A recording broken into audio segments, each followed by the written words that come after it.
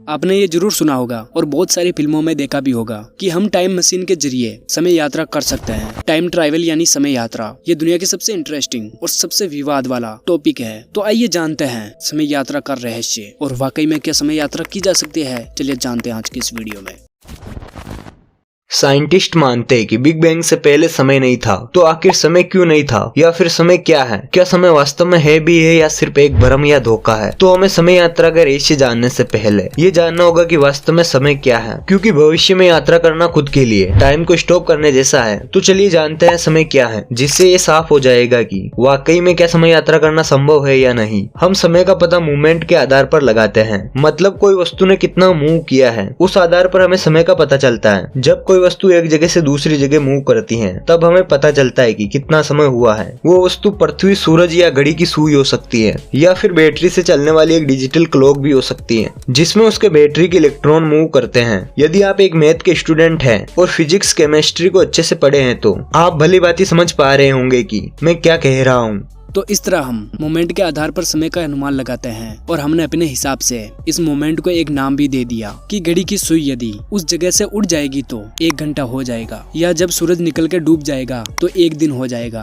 और जब पृथ्वी सूरज के एक चक्कर लगा लेगी तो 1 साल हो जाएगा। तो इस तरह हमने घड़ी की सुई से लेकर अंतरिक्ष में हो रही मूवमेंट को हमने समय का नाम दे दिया है। तो इस तरह समय यानी टाइम असल में चीज की ही मूवमेंट है, जिसे हम स्पेस टाइम कहते हैं। इस पूरे ब्रह्मांड में हर चीज अपनी जगह से मूव हो रही है, फिर वो भले 1 साल में 1 सेमी ही क्यों न हो, लेकिन वो वस्तु मूव हो रही है। और जब कोई चीज मूव होती है तो वो चीज घिसती है, और जब वो घिसती है तो एक समय के बाद वे घिसकर नष्ट हो जाती है। तो इसका उदाहरण ले तो जब आप अपनी चप्पल को पहन के चलते हैं तो एक समय के बाद घिसकर खत्म हो जाती है। वैसे ही जब हम इंसान जिंदा होते हैं तो हमारे शरीर के सेल्स और मॉलिक्यूल्स मूव होते हैं और वो घिसते रहते हैं, और वो एक दिन इतने घिस जाते हैं कि हम बूढ़े हो जाते हैं और एक समय के बाद हमारा वजूद खत्म हो जाता है। अगर हम चप्पल को पहने ही ना और हमारे शरीर को किसी तरह स्थिर कर सके तो हम इसे लंबे समय तक टिका सकते हैं, लेकिन ज्यादा समय तक नहीं, क्योंकि पड़े पड़े भी तो उसके अंदरूनी एटॉम्स एंड मसल्स तो मूव करेंगे ही। और इस तरह मूवमेंट के होने से, या यूं कहूं कि समय के बीतने से, उसका नाश तो होगा ही। तो आप यहाँ तक तो समझ गए होंगे कि ब्रह्मांड में हर चीज मूव करती है एक दूसरे के सापेक्ष, और हर वस्तु के लिए समय और मूवमेंट की एक अपनी अलग ही परिभाषा है। समय की डेफिनेशन दुनिया के अलग अलग जीवों के लिए अलग अलग हो सकती है।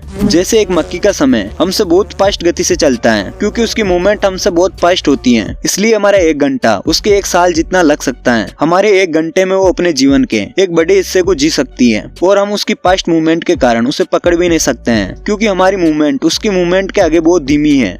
एक मक्खी का जीवन बहुत ही कम यानी कुछ ही दिनों का होता है, इसलिए उसे लगेगा कि समय बहुत ही धीमी रफ्तार से बढ़ रहा है, और वो समय को हमारी परिभाषा से कभी एग्री नहीं करेगी, क्योंकि उसके लिए बाकी दुनिया की मूवमेंट्स बहुत ही स्लो है। वहीं एक कछुए की मूवमेंट हमसे भी बहुत धीमी होती है, इसलिए वो 200 से 300 साल तक जिंदा रह सकता है। तो इस तरह सभी जीवों की अंदरूनी फिजिकल और न्यूरोलॉजिकल मूवमेंट के आधार पर उनका जीवन काल होता है। इसलिए आप ये कह सकते हो कि समय हर ऑब्जेक्ट की उसकी खुद की मूवमेंट पर आधारित है, और ये बात पता नहीं है कैसे हमारे पुरखों को भी पता था। इसलिए कई ग्रंथ, कथाओं और देवताओं के समय को हमारे समय से अलग बताया जाता है, और ब्रह्मा जी का एक दिन हमारे 4 युगों के बराबर बताया गया है। लेकिन सच बात तो ये है कि समय के इस इल्यूजन को विज्ञान भी साबित कर चुका है। जब हम भूतकाल या इतिहास के बारे में सोचते हैं तब आपने सोचा होगा कि हम क्या सोचते हैं, तब हम वास्तव में समय के बारे में नहीं बल्कि बदलाव के बारे में सोचते हैं। और बदलाव चीजों की मूवमेंट की वजह से आता है, और चीजें ग्रेविटी, एटमॉस्फेयर या उष्मा अथवा न्यूनतम फोर्स की वजह से मूव करती हैं। यही मूवमेंट में बदलाव लाता है, और ये बदलाव हमें समय की अनुभूति करवाता है। हमें समय सिर्फ घड़ी ही नहीं दिखाती है, घड़ी हमारा आविष्कार है। पर जब घड़ी नहीं थी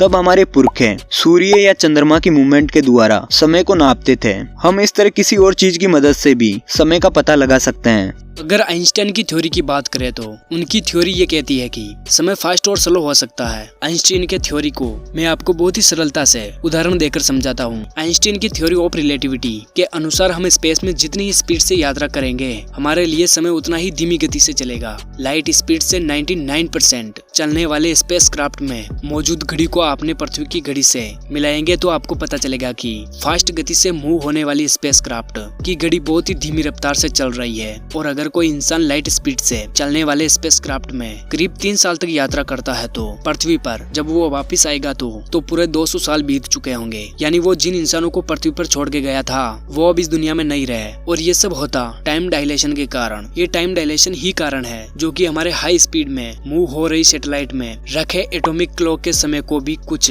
नैनो सेकंड धीमा कर देता है।